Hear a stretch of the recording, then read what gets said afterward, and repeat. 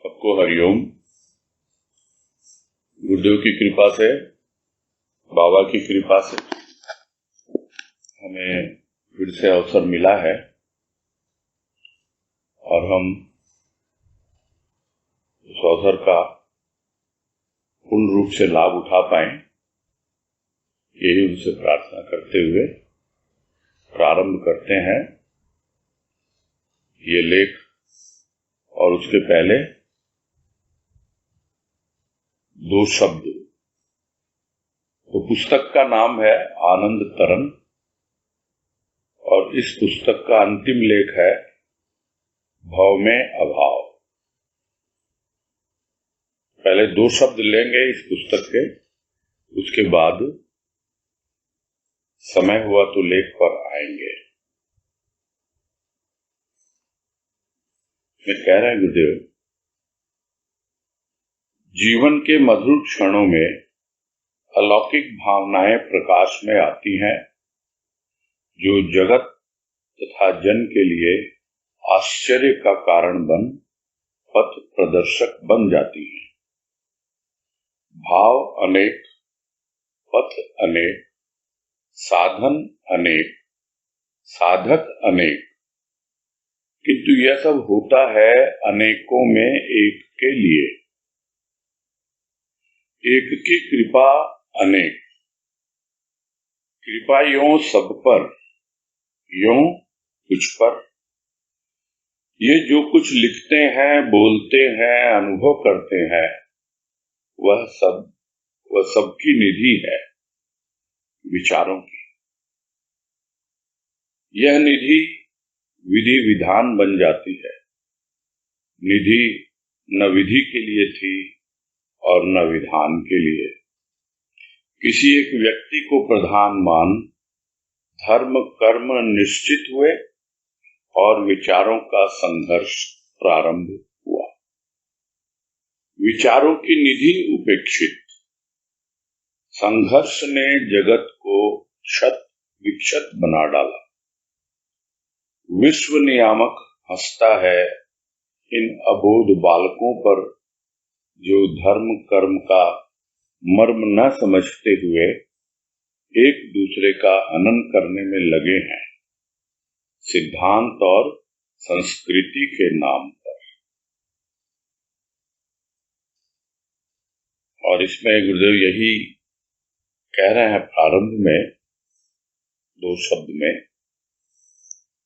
कि कुछ ऐसी अवस्था जीवन में बनती है जहां प्रभु की कृपा से हमारे भीतर कुछ कोमलता आती है और कुछ ऐसे अनुभव मिलते हैं जो हमारे अंतःकरण में रस घोल देते हैं। हमारे जीवन को कुछ इतना मधुर और इतना आनंदमय बना देते हैं, तब जाकर के कुछ ऐसी भावनाएं अभिव्यक्त होती हैं, प्रकाश में आती हैं, मतलब अभिव्यक्त होती हैं। चाहे बोलकर, चाहे लिखकर, किसी न किसी रूप में वो अलौकिक भावनाएं, यानी इससे पहले लोगों को उसका कोई परिचय था ही नहीं, इस तरह की भावनाएं जब सामने आती हैं अभिव्यक्ति के रूप में, तो सबके लिए एक आश्चर्य का कारण बन जाती है। तो एक और तो वो आश्चर्य का कारण बनती है, लोग चकित हो जाते हैं, अरे ऐसी भी भावना हो सकती है, ऐसा भी भाव विचार हो सकता है। और जो उसको अपना लेते हैं, जिनको वो भावनाएं रुचिकर लगने लगती हैं, उनके लिए वही अभिव्यक्ति, वही बातें पथ प्रदर्शन का कार्य करती हैं।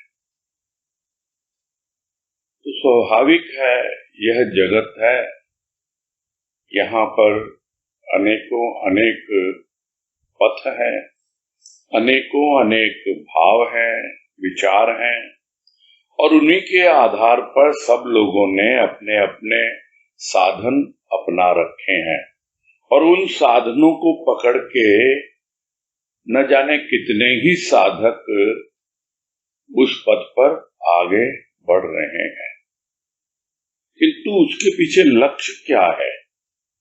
जब तक लक्ष्य का बोध न हो प्राणी को, जब तक यह पता न लगे कि मैंने जो साधन अपनाया है उस साधन के द्वारा मुझे किस साध्य तक पहुंचना है, तब तक कभी इधर जाएगा कभी उधर जाएगा, भटकता ही रह जाएगा। और या फिर जो उसका वास्तविक कारण है इस पथ पर आगे बढ़ने का, उसको भूलकर वो अपने ही विचारों के उधेड़-बुन में उलझ जाता है। उदाहरण स्वरूप, अपनी ही सत्संग में भाव अनेक हैं, क्योंकि भाव योगी संत की यह सत्संग है, और जिसको जो रुचिकर लगता है उन भावों के आधार पर वो उन्हीं भावों को अपना करके अपने जीवन में आगे बढ़ता है। किंतु सबका साध्य क्या है?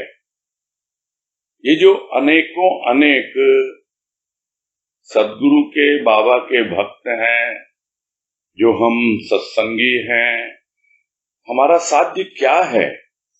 हमारा साध्य जो गुरुदेव ने हमेशा समझाया हमें कि तुम्हें अपने प्रभु में समाना है और अपने आप को जानना है, यानी खो जाना है और खोजना है।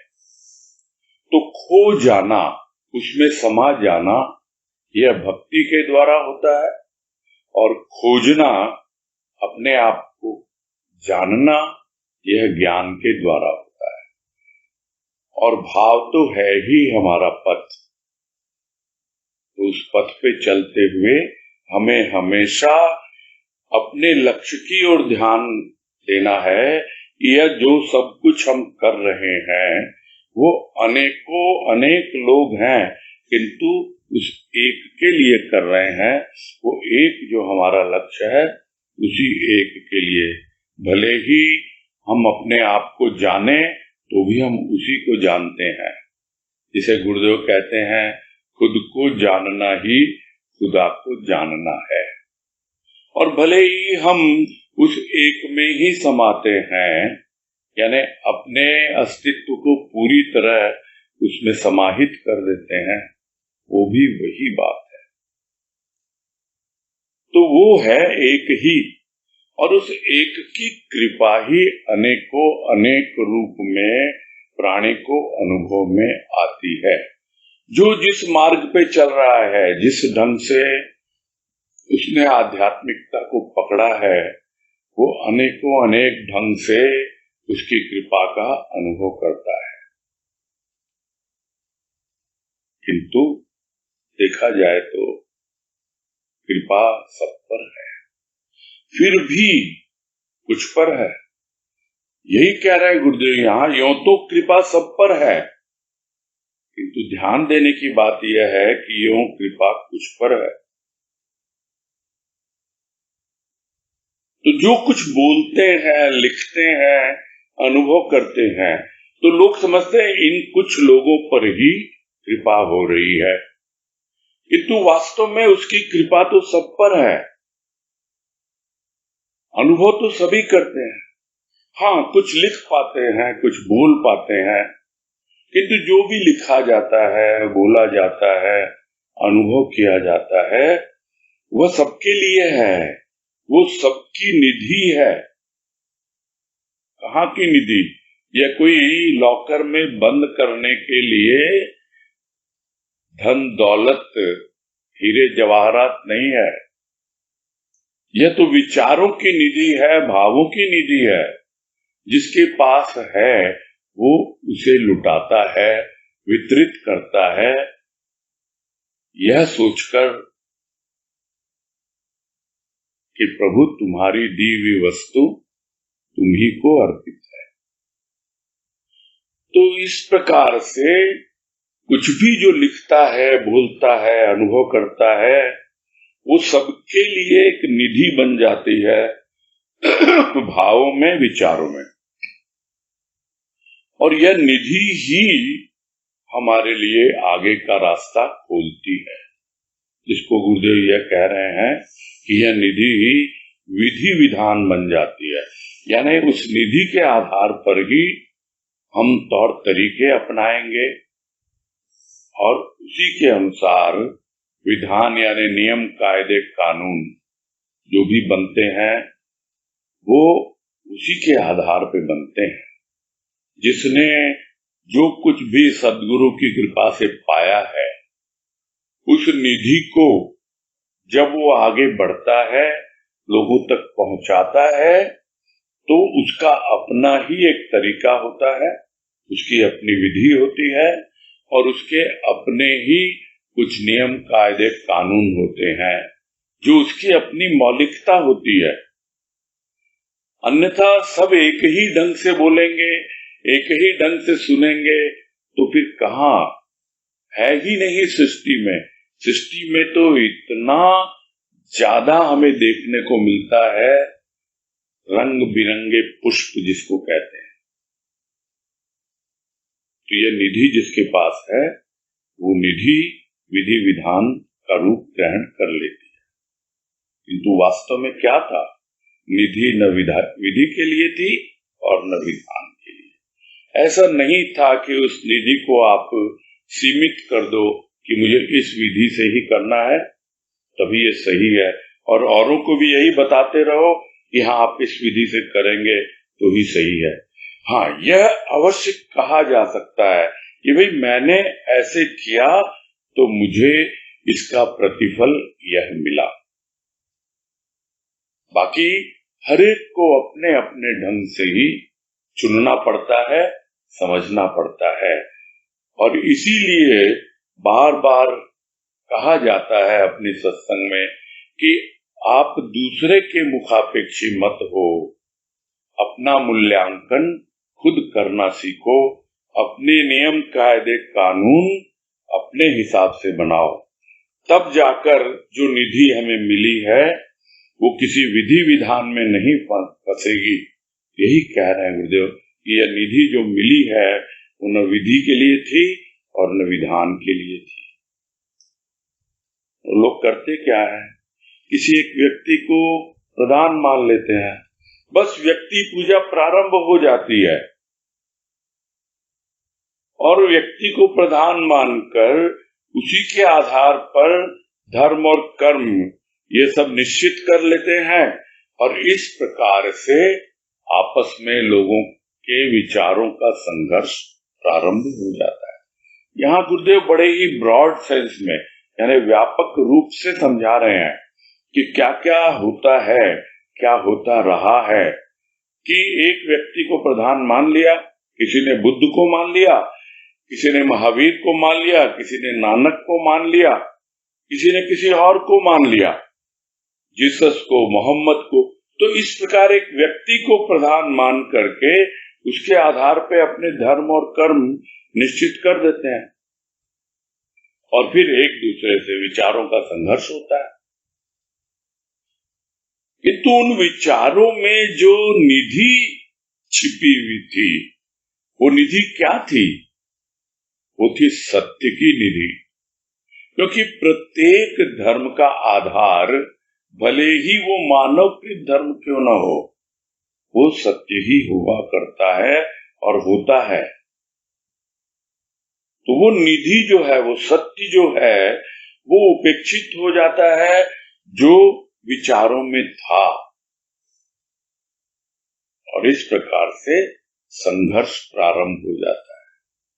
विचारों का संघर्ष, लोगों का संघर्ष, धर्म और कर्म का संघर्ष, और इसी संघर्ष के कारण पूरे जगत में न जाने कितना ही रक्तपात हुआ है, कितना खून खराबा हुआ है, कितने ही लोगों ने अपनी जान गंवाई है और न जाने कितने ही अलग अलग धार्मिक स्थलों को नेस्त नाबूद कर दिया गया, यानी मिट्टी में मिला दिया गया।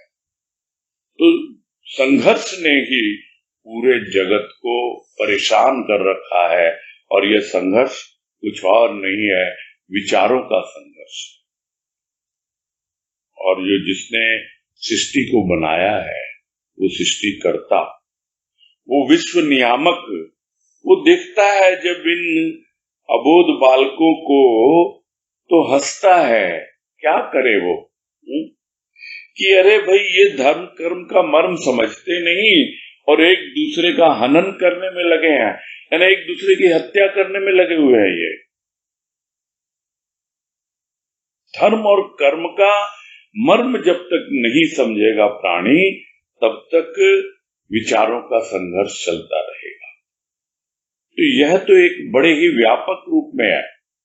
उसी तरह है, जब तक हम अपने जो सत्संग है उसका मर्म नहीं समझेंगे, जो गुरुदेव ने प्रारंभ किया भाव के आधार पर, तब तक हमारे भीतर भी विचारों का संघर्ष चलता रहेगा।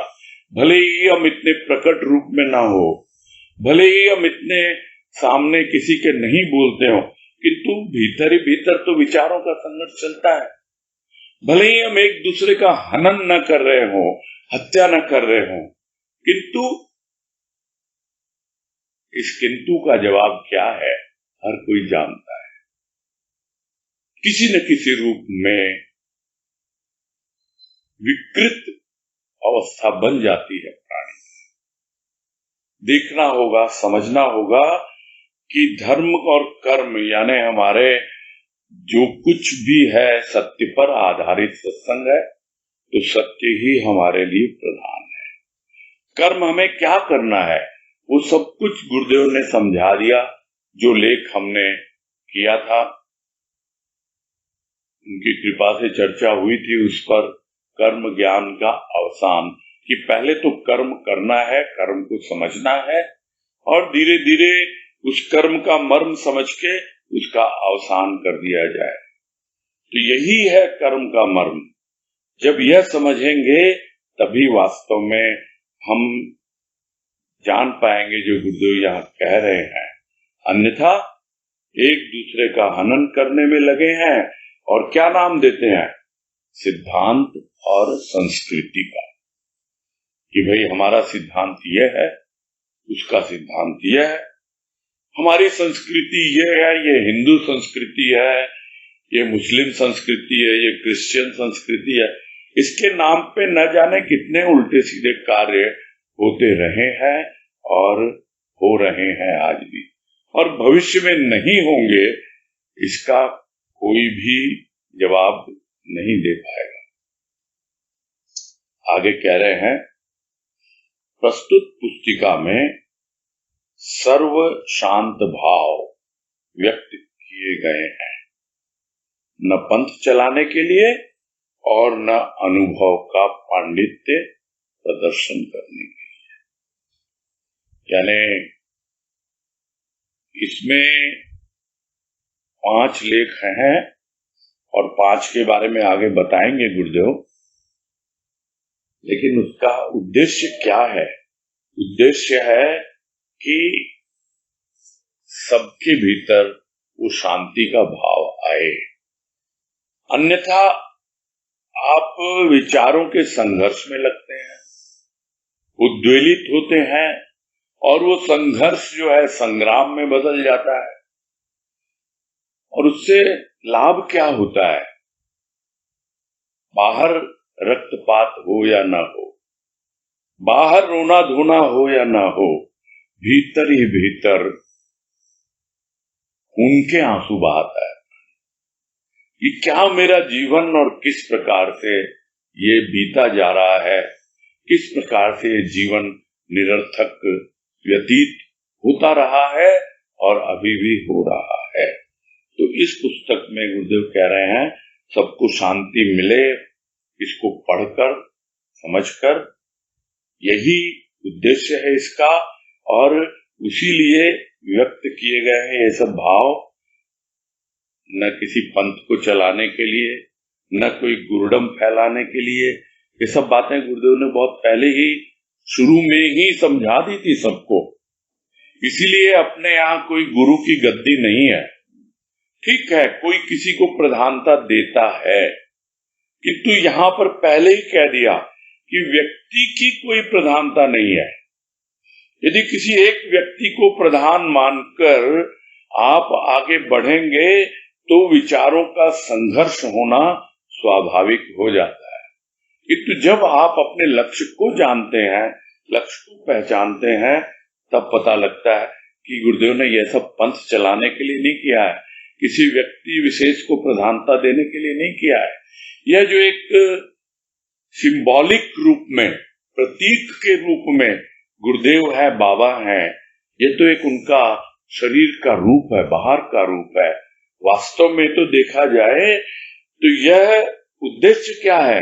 सब सत्य को जाने, सत्य तक पहुंचे, यही बाबा का उद्देश्य रहा और यही गुरुदेव का उद्देश्य है, आज भी है।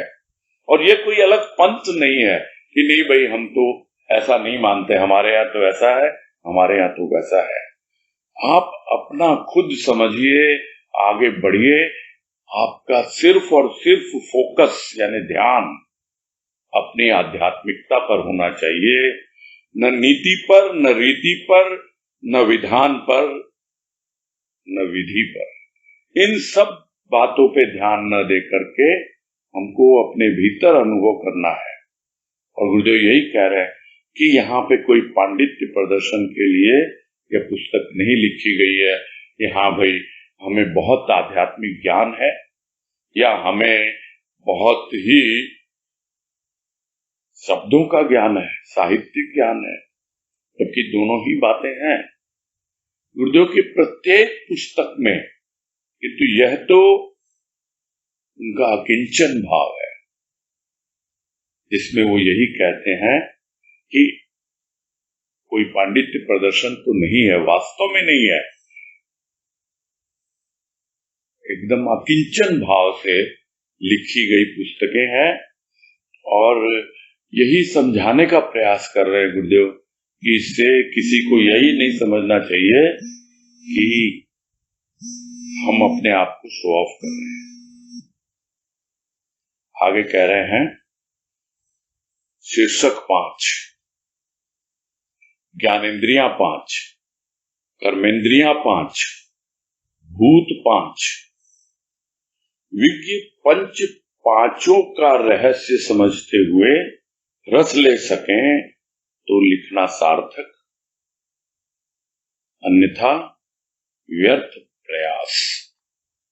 पुस्तकें लिखी गई और लिखी जाएंगी, यदि समस्या के समाधान में ये विचार कुछ भी सहायक सिद्ध हो सकें तो प्रयास भविष्य में भी होता रहेगा, ऐसी आशा की जाती है।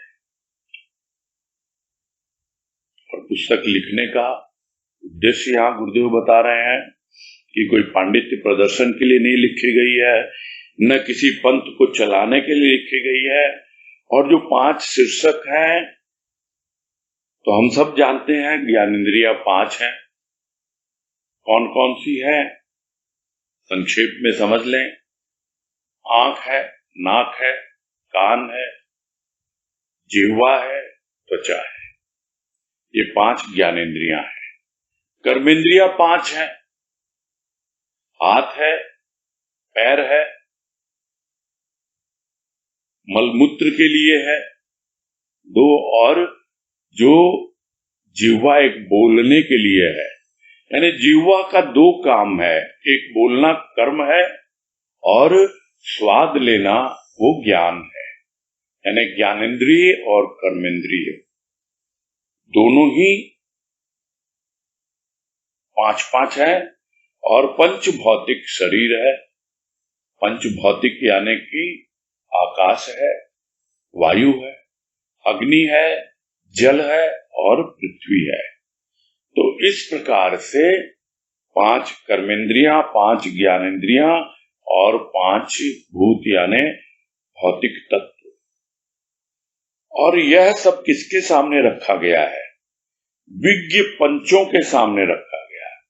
यानी विज्ञ पंच, जिस तरह 5 होते हैं पंच जो किसी पंचायत में, गांव देहात में निर्णय लेते हैं, उसी तरह जो समझते हैं, यानी साधारण प्राणी तो गांव वाले हो गए, और जो लगे हैं सत्संग में, जो विज्ञजन हैं, जो थोड़ा बहुत नॉलेज रखते हैं, थोड़ा ज्ञान रखते हैं, आध्यात्मिक थोड़ी समझ रखते हैं, वो रहस्य समझते हुए इन 5 लेखों का रस ले पाए, तब जाकर गुरुदेव कह रहे हैं मेरा लिखना सार्थक होगा, और नहीं तो फिर व्यर्थ ही प्रयास कर रहा हूं, मैं बेकार ही समझने समझाने का प्रयास कर रहा हूं।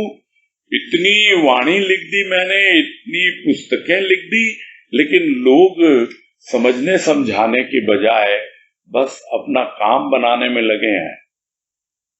हमारा ये स्वार्थ सिद्ध हो जाए, हमारा यह काम बन जाए, क्या इसके लिए? अरे ये तो बहुत जगह होता है। इसलिए गुरुदेव कह रहे हैं ये कोई वैसा ही एक और पंथ नहीं है, यहां पर तो बहुत अलग ढंग से जीवन जीना सिखाया जाता है, और वो हमें सीखना है, और वो सीखने के लिए ही गुरुदेव लिख रहे हैं, हमें समझा रहे हैं और कह रहे हैं हम कुछ सीख सकें, अपने जीवन में परिवर्तन ला सकें, और जो कुछ उन्होंने लिखा है उसका रसास्वादन कर सकें, तभी यह प्रयास जो है वो सार्थक होगा। और नहीं तो फिर बेकार है लिखना। वो तो लिख के चले गए, अब हमें विचार करना है कि इतना कुछ उन्होंने लिखा है, क्या यह व्यर्थ जाए उनका प्रयास? क्या हम इससे कुछ भी सार ग्रहण न करें? क्या हम कुछ भी इसमें रसपान न करें और अपने जीवन में अनुभव प्राप्त न करें? और यदि हम ऐसा करते हैं, यानी कि उनका प्रयास जो है उसको व्यर्थ करते हैं, तो हम विचार कर लें कि हम कितना अपने आप को कहते हैं कि भाई हम तो स्वामी भक्त हैं, हम तो गुरुदेव की भक्ति करते हैं। गुरुदेव तो यही कह रहे हैं यहाँ पर कि लिखना सार्थक तभी होगा जब आप जो लिखा जा रहा है उसका रसपान करें और उसका रहस्य समझें।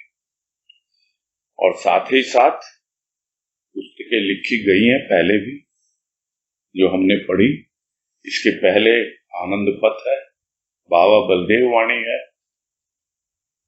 और इसके बाद भी हमने देखा है आनंद ध्वनि, आनंद पुष्प, तो अनेकों अनेक हैं। तो यहां तो यही कह रहे हैं प्रयास तो भविष्य में भी होता रहेगा, ऐसी आशा की जाती है। कभी भी संत महापुरुष अपनी आस नहीं छोड़ते हैं, हमेशा चाहते हैं कि बच्चे आगे बढ़ें। जिस मतलब से यह सत्संग शुरू किया गया, जो उद्देश्य था, उस उद्देश्य को समझ के अपने जीवन में उस भाव को, उस विचार को ग्रहण करें। आगे कह रहे हैं ज्ञान विज्ञान के समन्वय की आवश्यकता है। संसार में विचरण करता हुआ व्यक्ति यदि संसार की उपेक्षा करे, यह न्याय संगत नहीं। किंतु संसार ही सब कुछ है और परलोक कुछ भी नहीं, क्योंकि वह प्रत्यक्ष नहीं। ऐसा मानना और कहना उचित नहीं जान पड़ता।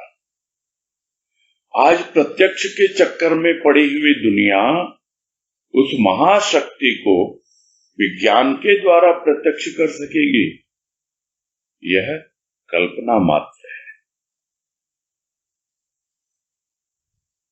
और यहाँ पे बहुत ही अच्छे ढंग से गुरुदेव ने समझा दिया है कि हमारा जीवन कैसा होना चाहिए। हमारा जीवन उसमें होना चाहिए ज्ञान और विज्ञान दोनों का समन्वय, समन्वय अर्थात कोऑर्डिनेशन। कोऑर्डिनेशन का मतलब होता है एक दूसरे के साथ जुड़ के चलते रहें। तो एक ओर ज्ञान है, दूसरी ओर विज्ञान है। ज्ञान क्या है? आध्यात्मिक, और विज्ञान क्या है? भौतिक। तो इस प्रकार हम देखते हैं कि ज्ञान और विज्ञान यानी भौतिकता और आध्यात्मिकता दोनों साथ साथ चलती हैं और दोनों को आपस में कोऑर्डिनेट करते हुए एक दूसरे के साथ जोड़ते हुए, संभालते हुए। यहां ऐसा नहीं है कि संतुलन बनाकर, संतुलन की बात नहीं है, समन्वय, समन्वय और संतुलन में थोड़ा अंतर होता है। यानी कब हमें विज्ञान को महत्व देना है और कब हमें ज्ञान को महत्व देना है, कब हमें भौतिकता को महत्व देना है और कब हमें आध्यात्मिकता को महत्व देना है। यही वास्तव में जीवन में सीखना है प्राणी को, और यही गुरुदेव कह रहे हैं उसकी बहुत ज्यादा आवश्यकता है। कुछ लोग इतने भौतिकवादी हो गए हैं कि उनको ज्ञान के बारे में कुछ लेना देना नहीं है, और कुछ लोग ज्ञान में इतना पांडित्य प्रदर्शन करने में लगे हैं कि विज्ञान को बड़ा उपेक्षा की दृष्टि से देखते हैं। यानी एक भौतिक संसार है, इसके लिए विज्ञान अनेकों अनेक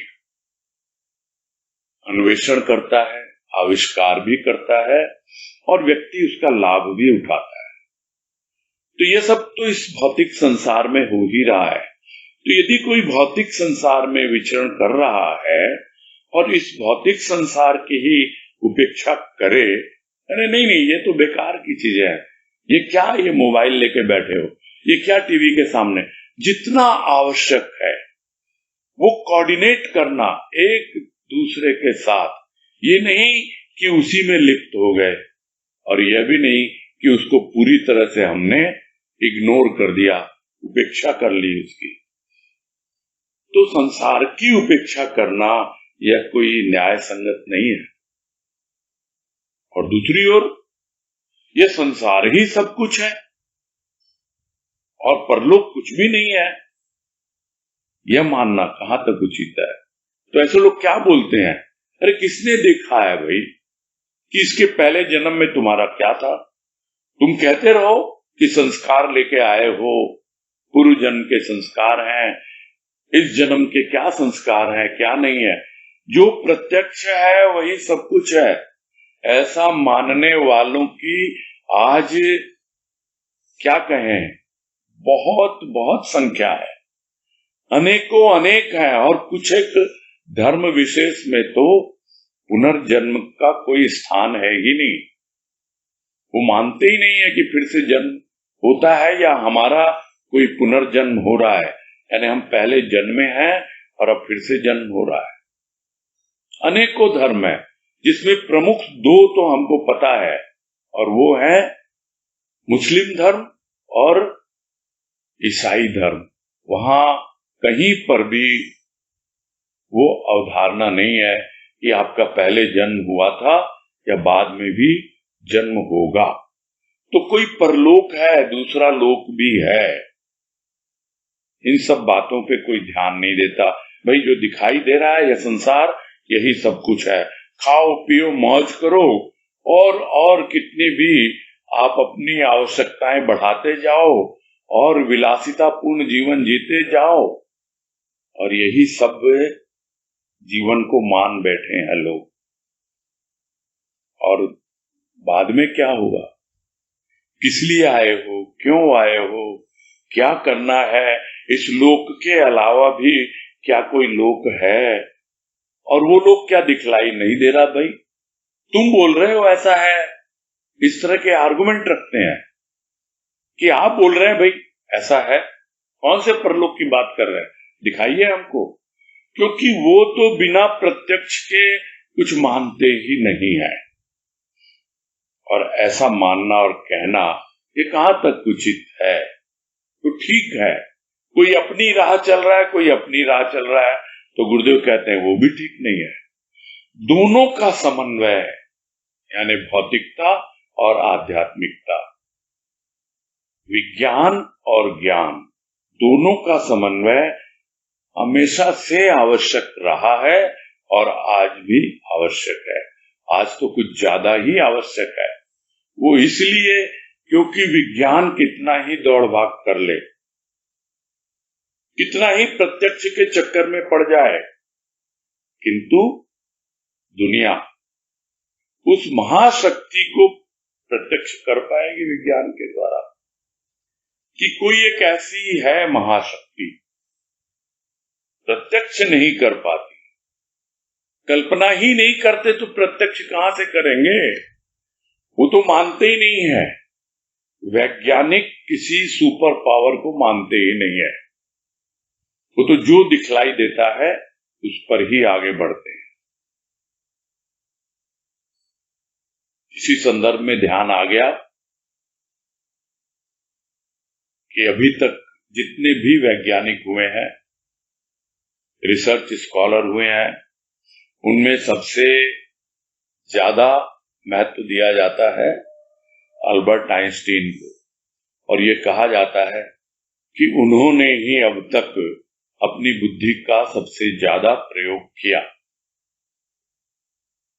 वो बिल्कुल नहीं मानते थे, कोई वैज्ञानिक नहीं मानता है कि कोई सुपर पावर भगवान या कुछ भी कह ले है, किंतु जाते जाते वो भी एक वाक्य बोल के गए कि now I believe that there is some super power in the universe, यानी इस विश्व ब्रह्मांड में कोई एक महाशक्ति है, मैं अब उस पर विश्वास करता हूं। लेकिन अब पछताए हो तो क्या, जब चिड़िया चुग गई खेत, तब तो उनका जीवन ही पूरा हो चुका है। अंतिम समय में स्वीकार करता ही करता है प्राणी। अरे अंतिम समय में तो सब लोग बोलते हैं राम नाम सत्य है। क्या जीते जी स्वीकार कर सकता है कि राम नाम सत्य है? बस यही तो गोरख धंधा है। इस बात को जब तक नहीं समझ लेता प्राणी, तब तक वो भौतिकता में इतना उलझा रहता है कि आध्यात्मिकता का ध्यान उसे आता ही नहीं है। तो ज्ञान और विज्ञान के समन्वय की आवश्यकता है। यह आज की ही नहीं, हमेशा से आवश्यकता रही है और रहेगी। आगे कह रहे हैं, ज्ञान विज्ञान में कौन महान? विज्ञान भी ज्ञान के द्वारा ही प्राप्त होता है। अवश्य है, अवश्य ही यह भौतिक ज्ञान है। आध्यात्मिक ज्ञान तो प्राण है प्राणी के, जिसके अभाव में चमत्कार भी सारहीन प्रतीत होते हैं। कौन महान है ज्ञान विज्ञान में? यदि इस पे विचार किया जाए तो जिसको विज्ञान कहते हैं वो क्या है? वो भी तो विशेष ज्ञान ही तो है। विज्ञान यानी विशेष ज्ञान है, और वो विशेष ज्ञान क्या है? भौतिकता का ज्ञान है। तो ज्ञान तो वो भी है, तो विज्ञान भी तो ज्ञान के द्वारा ही प्राप्त होता है। तो जो है यानी जो प्रत्यक्ष है, अवश्य है, और जो अवश्य है यही तो भौतिक ज्ञान है। जो प्रत्यक्ष है, जो दिखलाई दे रहा है, जिसको लोग कहते हैं हाँ यस इट इज, क्योंकि वो उस निष्कर्ष पे पहुंचता है और वो उसको प्रत्यक्ष करता है तरह तरह के प्रयोगों के द्वारा और सामने रखता है। तो यह जो है, जो प्रत्यक्ष है, अवश्य है, तो अवश्य ही यह भौतिक ज्ञान कहलाएगा। किंतु आध्यात्मिक ज्ञान को समझना आसान नहीं है, क्योंकि यह तो प्राण है प्राणी का। यानी प्राणी का जो सूक्ष्माति सूक्ष्म रूप है, उसके प्राण, जिससे उसने यह देह धारण की है, जिससे उसने जितने सूक्ष्म तत्व हैं, मन बुद्धि चित्त अहंकार, उनको धारण किया है, उन प्राणों में जब तक वो आध्यात्मिक ज्ञान नहीं पहुंच जाता, तब तक प्राणी उस ज्ञान के उद्गम तक नहीं पहुंचता। इसलिए कह रहे हैं गुरुदेव कि आध्यात्मिक ज्ञान तो प्राणी के प्राण है, और यदि हम वहां तक न पहुंचे तो कितना ही हम चमत्कार में उलझे रहें, किंतु एक चमत्कार देखोगे फिर दूसरे के लिए लालायित, फिर तीसरे के लिए। और विज्ञान करता क्या है? यह भी भौतिक चमत्कार ही है। और जो भाव योग में इतना स्पष्ट रूप से गुरुदेव ने बताया योग के नाम पर कि जो चमत्कार दिखलाते हैं, जो चमत्कारी हैं, उनको लोग योगी कहते हैं, तो वो कितना सब सारहीन प्रतीत होते हैं। कब? जब उसके भीतर आध्यात्मिक ज्ञान की प्यास जागती है, प्राणों में जागती है वो प्यास, और वो प्राणों तक पहुंचने के लिए लालायित हो उठता है। वो है आध्यात्मिक ज्ञान। वो आध्यात्मिक ज्ञान तो बसा हुआ है प्राणी के भीतर सूक्ष्माति सूक्ष्म रूप में, प्राणों में। वो अभाव है, उसी का तो अभाव है। इसलिए प्राणी चमत्कार में उलझ जाता है, लेकिन जैसे ही उसका ध्यान आता है आध्यात्मिक ज्ञान का, तो ये चमत्कार भी लगता है। कब तक इनमें उलझा रहूंगा? कब तक इन वैज्ञानिक जो खोजें होती हैं, तरह तरह के अलग अलग फीचर्स आते हैं, पहले 2G, फिर 3G, फिर 4G, कितने जी आएंगे, आते रहेंगे, और हम उसी में उलझे रहेंगे। ये सब सारहीन प्रतीत होते हैं। जब तक हम अपने भीतर जो जी है, यानी हमारे प्राण हैं, जीव का जो जी है, यानी उसके प्राण जो हैं, वहां तक न पहुंच पाए, तब तक सब निरर्थक। आगे कह रहे हैं, उपदेश देश न दिखा पाए, ग्रंथ ग्रंथि न खोल पाए। यह तो एक गुरुदेव की बहुत ही प्रसिद्ध वाणी है कि कितना ही उपदेश दे दो लोगों को, देश उससे कोई नहीं देख पाएगा। कितने ही ग्रंथ पढ़ लो, ग्रंथि खुलेगी नहीं, तो उसके लिए क्या है? उपदेश नहीं। अपने भीतर देखें। देश को देखना है तो अपने आंतरिक प्रदेश को देखें, तब धीरे धीरे हम स्वदेश को जान पाएंगे, हमारे स्वयं का जो देश है उसको जान पाएंगे। नहीं तो उपदेशों में ही उलझे रहेंगे, ये करो, ये ना करो, ये विधि, ये विधान, ये निषेध, ये ना करो। तो इन्हीं सब में लगा रहता है प्राणी। फिर समझ लेता है इन ग्रंथों को पढ़ने से, पढ़ने में कोई बुराई नहीं है, किंतु ग्रंथि खोलेगा कौन? ग्रंथि तो तुम्हारे भीतर बैठा हुआ वो परमात्मा, वो सद्गुरु, जो भाव और प्रेम के रूप में है, वही धीरे धीरे तुम्हारे बंधनों को शिथिल करेगा। ग्रंथि है क्या? गांठ। गांठ यानी बंधन। बंधन शिथिल होते हैं, बंधन कटते हैं। जिन बंधनों को हम इतना महत्व देते हैं, वो कर्म बंधन। और कहना ना होगा, ये सब बातें कितनी बार गुरुदेव हमको समझाते रहते हैं कि प्रेम के बंधन में बंधो तो बाकी सारे बंधन दूर हो जाएंगे, और फिर वो प्रेम का बंधन तुम्हें अपने प्राणों में बसे हुए उस प्रियतम तक पहुंचा देगा। तब तुम्हें पता लगेगा कि वास्तव में ज्ञान होता क्या है।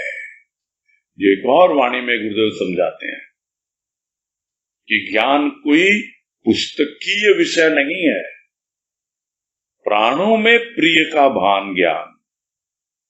यानी कोई ग्रंथों को पढ़ने से ज्ञान नहीं होता है, प्राणों में प्रिय का भान ज्ञान। और वो प्राण जिसका प्राण है आध्यात्मिक ज्ञान, वहां तक पहुंचना है। इसलिए कह रहे हैं आगे सद्गुरु कर कृपा कि ये निर्बल विचार वाले बल प्राप्त कर सकें, तू बलदेव है।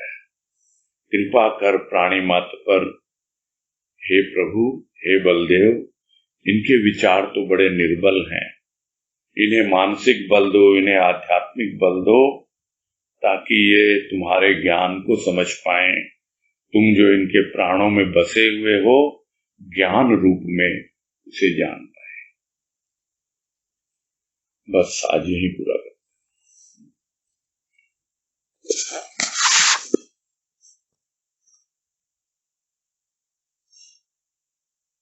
हाँ, अभी थोड़ा समय है, तो कुछ इसके संदर्भ में बात करनी है या ले अब आगे?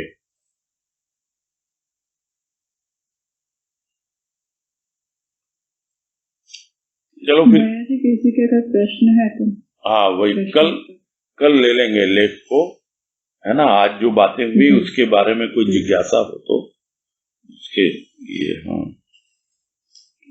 ठीक है। हाँ, अजय बंसल ने हाथ ऊपर किया है। हाँ बोलिए अजय जी। नमस्ते भैया। हाँ नमस्ते, बोलिए। ये इस सत्संग के संदर्भ में नहीं है, लेकिन अभी ये जो वायरस जो चल रहा है और इसके बारे में थोड़ा आपसे जानना था, कैसे इसके लिए पॉजिटिविटी लाएं और किस तरह से।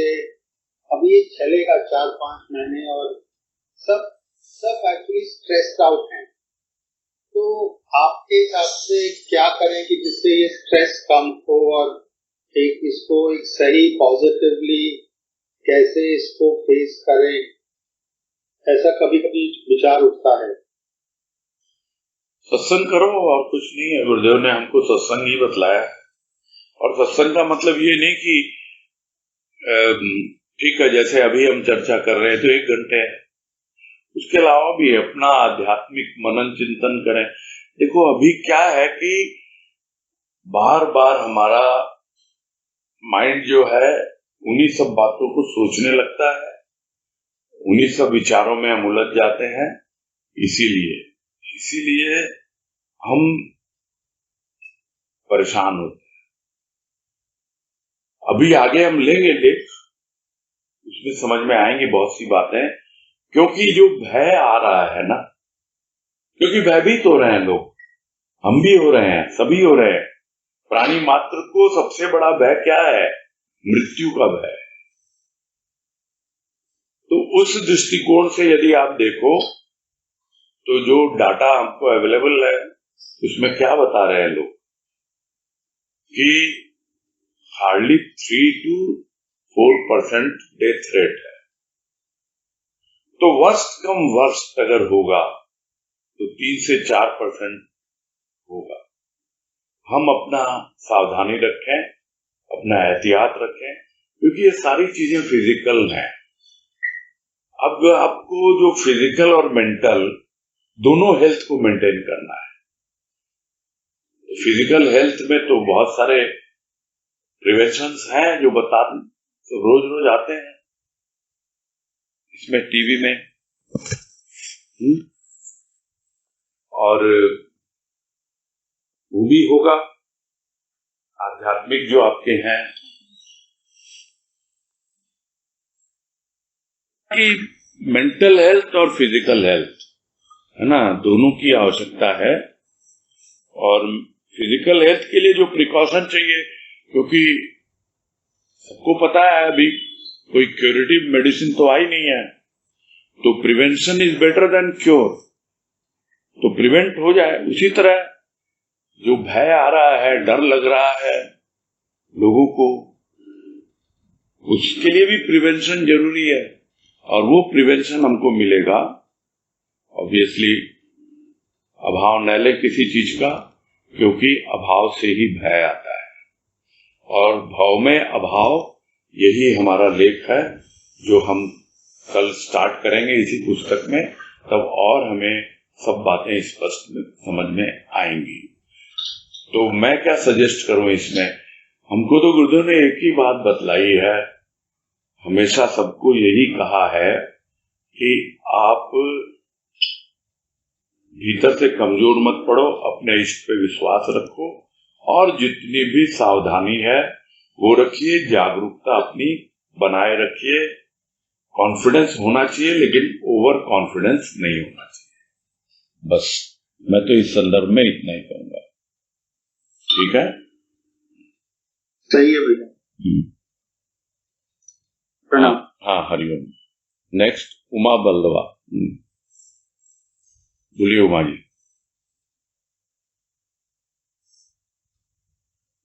ये आज अकिंचन भाव है ना? हाँ हाँ,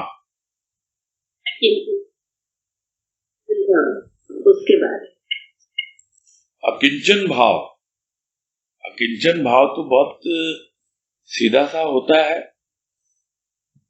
कि भाई मैं कुछ भी नहीं, जो कुछ भी है मेरा प्रभु है। आज अगर लोग मुझे महत्व दे भी रहे हैं तो उसमें मुझे उछलना नहीं है, अपने अहंकार को बढ़ाना नहीं है, खुद को संभाल के रखना है। तो लास्ट में कह दिया ना गुरुदेव अपने इष्ट से, बाबा बलदेव से, कि भाई सभी निर्मल विचार वाले हैं, कोशिश तो मैं कर रहा हूं किंतु क्या करूंगा मैं, तुम ही इनको बल दो। जबकि देखा जाए तो करने वाले तो वही हैं। हम क्या बलदेव को जानते हैं, हम क्या बाबा को जानते हैं। जितना गुरुदेव ने हमको समझाया है, जितना उनसे परिचय कराया, उतना ही तो हम जानते हैं। तो यह हमेशा एक भक्त का अकिंचन भाव रहता है कि वो कभी भी अपने आप को महत्व नहीं देता है, वो अपने इष्ट को ही महत्व देता है। और आपने अकिंचन शब्द बोला तो मुझे एक वाणी भी याद आ गई गुरुदेव की, जिसमें पहली लाइन जो है उसमें थोड़ा अलग भाव है, लेकिन दूसरी लाइन जो उसमें अकिंचन के बारे में बताया है वो यही है कि कामिनी का त्याग करूं या कामना का, कंचन का त्याग करूं या अकिंचन बनूं। क्या कहूं, बातें ही बातें हैं। तो लोग केवल बातें ही बातें करते हैं कि भाई कामनी का त्याग करो, कंचन का त्याग करो। कंचन यानी सोना, रुपया, पैसा, धन दौलत। त्याग क्या करना है? त्याग कुछ नहीं करना। कामना यदि नहीं है हमारे भीतर, हमारे भीतर यदि वासना नहीं है, कामना नहीं है, तो कामिनी भले ही हमारे सामने हो तो हमारे को कुछ फर्क पड़ेगा उससे? नहीं पड़ेगा। उसी प्रकार यदि हमारे पास बहुत रुपया पैसा है, धन दौलत है, या हमारे सामने है, तो हम क्या समझेंगे? अरे तुम्हारा ही तो दिया हुआ भगवान, प्रभु तुम्हारी ही एक नियामत है मुझ पर, इतनी कृपा है तुम्हारी, मैं तो कुछ भी नहीं हूं। तो यही एक अकिंचन भाव होता है कि मैं कुछ भी नहीं, मैं अकिंचन बनूं। कंचन का त्याग क्या करूंगा? धन दौलत रुपया पैसा ये तो चाहिए ना भौतिक जीवन के लिए। गुरुदेव ने कभी भी नहीं कहा कि कामनी का त्याग करो। गृहस्थ में है तो कैसे कामनी का त्याग हो सकता है? घर संसार चलाना है तो कैसे कंचन का त्याग हो सकता है? किंतु हाँ, यदि कामना का त्याग हो जाए तो अपने आप ही हम प्रभावित नहीं होंगे कामिनी से।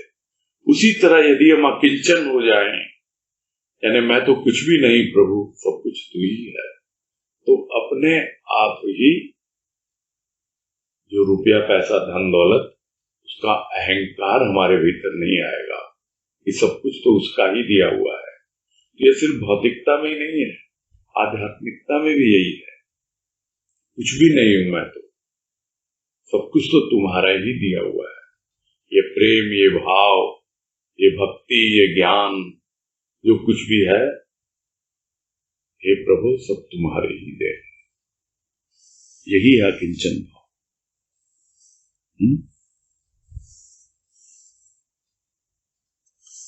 हाँ, नेक्स्ट अनीता तुलसियाम।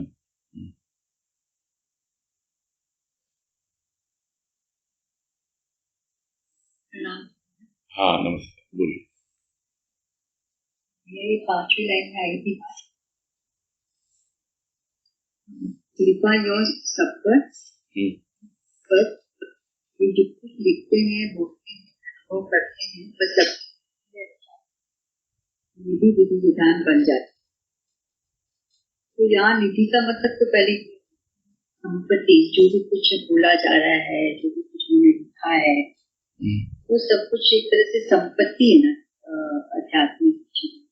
हाँ, ये विधि विधान बन जाते, मतलब उसके प्रति हम स्टर्बन हो जाते हैं कि उन्होंने ये कहा है, वो बात। हाँ, उसी में उलझ के रह जाते हैं ना, उसको पकड़ के बैठ जाते हैं, फिर तौर तरीके निकालते हैं। मुझे इस धन से मिला था, भैया मैंने तो ऐसे रुपए पैसे कमाए थे, हैं? तुम भी ऐसे ही कमाओ। अगर एक बिजनेसमैन अपने बेटे को ये बोले तो अरे उसको फ्री छोड़ो, मैंने कमाए, ठीक है, बता दिया, ये निधि है, ये पूंजी है मेरी, अच्छी बात है, लेकिन तुम अपना विधि विधान बनाओ, अपने तौर तरीके से करो, वही तो तुम्हारी मौलिकता होगी। यही कहना चाह रहे हैं कि सब पर कृपा है, लेकिन कुछ पर ही कृपा होती है जो इन सब बातों को समझते हैं और अपनी एक मौलिकता के आधार पर, अपने अनुभव के आधार पर कुछ बोलते हैं, लिखते हैं। तो यही तो है, सबके लिए है, वो सबकी निधि है, सबके भीतर है वो विचार, वो भाव। और जब आ गया तो क्या आप इसको ऐसे बोलोगे कि मैंने तो ऐसे किया था, भाई आप भी ऐसे करो? आप इतना जरूर बोल सकते हैं, मेरा अनुभव इस संदर्भ में ये है। अब आप देखो आपका क्या अनुभव है और आप उस अनुसार आगे बढ़ो, यही कहा जा सकता है लोगों को। कोई विधि विधान में गुरुदेव ने कभी उलझाया नहीं है किसी को कि ऐसा करोगे तो ऐसा होगा, तुम्हें यही करना है। और ये सब भी जो हमने तौर तरीके जो सत्संग के अपनाए हैं, तो हम क्या कर रहे हैं, सत्संग को विधि विधान में ही बांध रहे हैं कि भाई सबसे पहले प्रार्थना होनी चाहिए, है ना, उसके बाद में क्या प्रार्थना बोलते हैं, स्तुति बोलते हैं, क्या बोलते हैं, वो होना चाहिए, उसके बाद भजन होने चाहिए, फिर ऐसा होना चाहिए, फिर वैसा होना चाहिए, फिर प्रवचन होना चाहिए। उस वक्त तो प्रवचन ही होते थे, लेकिन बाद में वाणी भी करने लगे लोग, और वाणी भी होती है, फिर अब चर्चा भी होने लग गई। तो बंधा हुआ तो नहीं है ना विधि विधान में, नहीं तो आप उसी को लेके बैठे रहो। और अभी भी कुछ लोग उन सब बातों को लेकर के बहुत रिजिड है कि नहीं सत्संग में तो ऐसे ही होता है, ऐसे ही फॉलो करना है हमको। तो सबका अपना अपना तरीका है।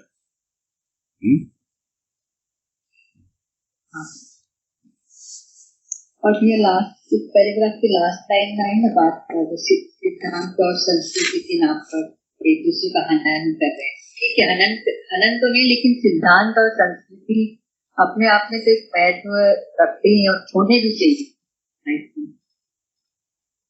सिद्धांत और संस्कृति तुम्हारे है ना, तुम उसको फॉलो करो ना भाई, तुम चलो ना, तुमने अपने लिए बनाए है ना सिद्धांत, तुमने अपने लिए किया है ना।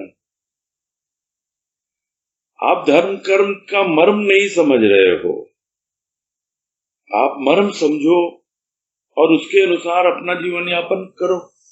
अब दूसरे क्या कर रहे हैं, नहीं कर रहे हैं, और जो आपका फॉलो नहीं कर रहे हैं, आप बिल्कुल क्या हनन करोगे? खैर, अब वो मारकाट तो नहीं होती है, फिर भी आतंकवाद वगैरह वही सब तो है, और क्या है। किंतु मैं जो अपने संदर्भ में ले रहा था, उसमें यही कहने का मतलब कि भाई, आप दूसरे किसी की वैचारिक हत्या तो मत करो ना, कि तुम्हारे विचार बिल्कुल गलत है, ये बहुत गलत है, ऐसा है वैसा है। अरे आप खोजो, आप समझो, आपने किस तरीके से समझा है सत्संग को और किस रूप में आपको आगे बढ़ना है। ये है बेसिक कॉन्सेप्ट, इसको समझ के आगे बढ़ना है। इसका मतलब ये नहीं कि आप दूसरे को एकदम दबा दो कि भाई उसका तो नहीं, अपने यहां तो ऐसा नहीं होता है, ये करना तो उचित नहीं है। ठीक है, एक जो स्थान विशेष, जो भौतिक मर्यादाएं हैं, उनको तो फॉलो करना पड़ेगा,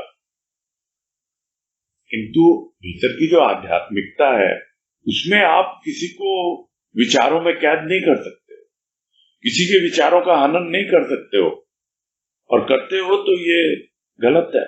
ये तो बाहरी भौतिक हनन से भी बुरा है आध्यात्मिक हनन।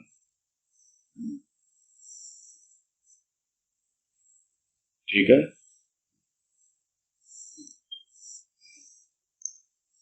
चलो फिर